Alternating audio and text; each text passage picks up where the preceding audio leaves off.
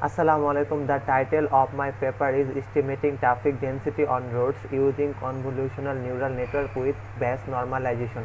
The paper ID is 145. The authors of the paper are Mahamudul Hassan, Sunanda Das Sir, MD Nafis Tahmid Akon, Department of Computer Science and Engineering, Khulna University of Engineering and Technology.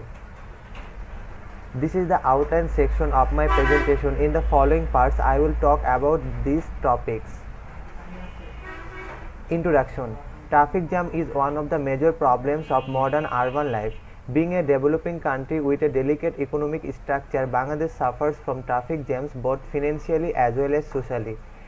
An intelligent traffic management system takes input from some sensors and determines the density of vehicles on the roads.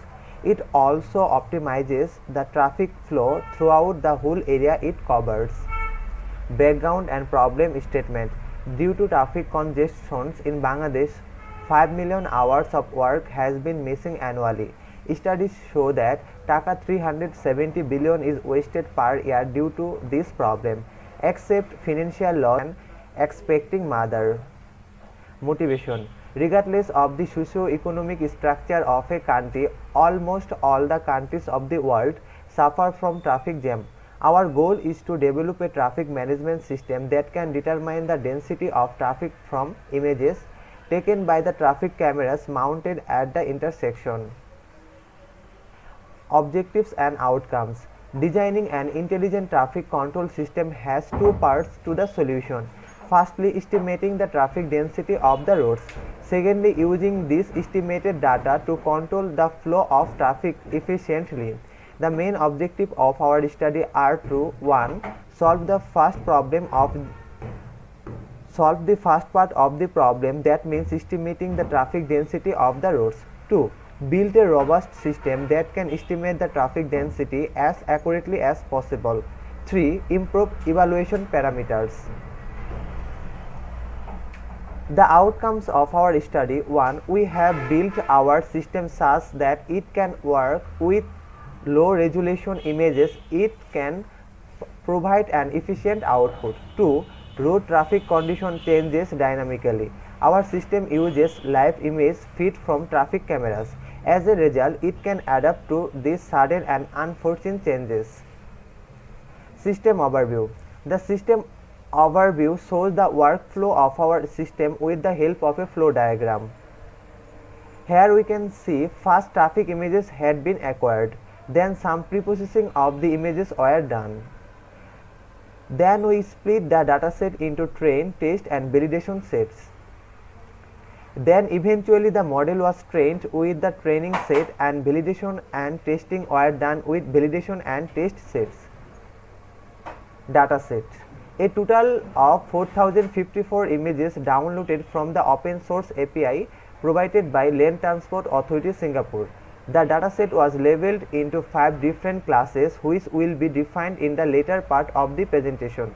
We randomly partitioned the dataset into 80% for training, 10% for validation and 10% for testing. Various preprocessing and augmentation of the images were carried out. Figure 2 shows 3 different images after each of the performed augmentations. We used zooming, shearing, horizontal flip and changing the brightness of the images. Table 1 defines the 5 classes of traffic taken in our project. We took empty, low, medium, high and traffic jam as density classes. Model architecture. In our model, convolutional neural network with Bayes normalization was used. At first of every layer, a 2D convolution function with ReLU activation was used.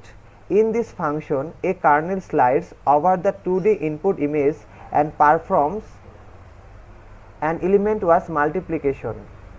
Then we used a normalization layer called Bayes normalization.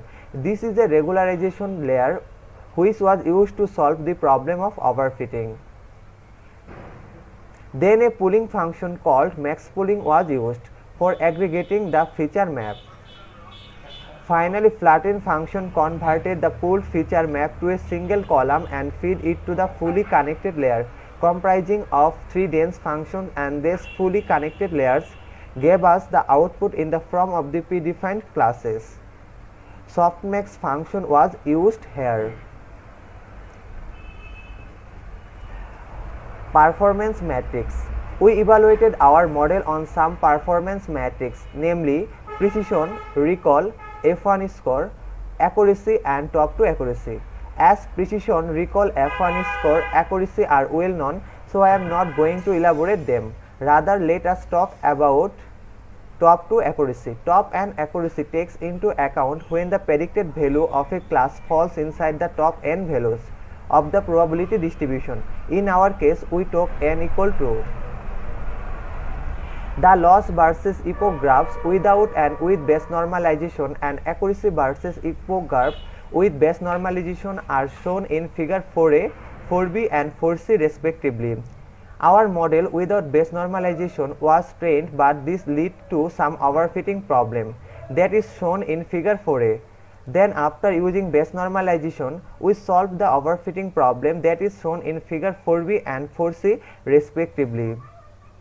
Confusion matrix. The confusion matrix without and with base normalization of our model are presented in figure 5a and 5b respectively. In the matrix, the main diagonal represent true positive and other represent false positive.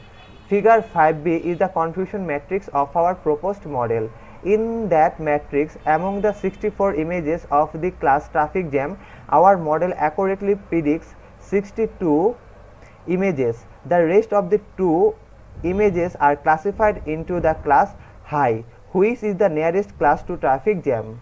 Similarly, in case of the other 4 classes, most of their images were true positives. Even the false positive values were predicted in the nearest possible class. Table 3 represents the precision, recall and F1 score for the 5 different classes of the 2 models. Table 4 represents the comparison of our proposed model with previous models. Our proposed model obtained higher and better results on all the evaluation metrics against the methods provided by references. Figure 6a shows the receiver operating characteristic curve or ROC curve given by our proposed model. The throw positive rate of the individual classes as well as the micro and macro average values are plotted along the y-axis, while the false positive rates are plotted along the x-axis. We can see that the values of the area under curve are almost 1 or very closer to 1 for all the classes. This means for each 5 of the classes, the model could accurately predict most of the test images provided to it. Figure 6b displays the precision recall curve. The curve shows the promising result with most of the classes having area under curve more than 90% and the micro average of the precision recall curve in the case of our proposed model is 93%. Conclusion. In this study, we try to achieve an effective as well as a sustainable system that can be implemented easily even in a country with a small economy. Our system can work with low resolution images, yet it outperformed previous similar models on all the performance metrics and achieved better results. More than 86% of the times our model predicts the traffic density accurately and 99% of the times it can predict the traffic density correctly in its top 2 predictions. Top 2 accuracy signifies the types of predictions that are not fully accurate but close enough to work on a real life scenario. Here are the references associated with our study. Thank you everyone.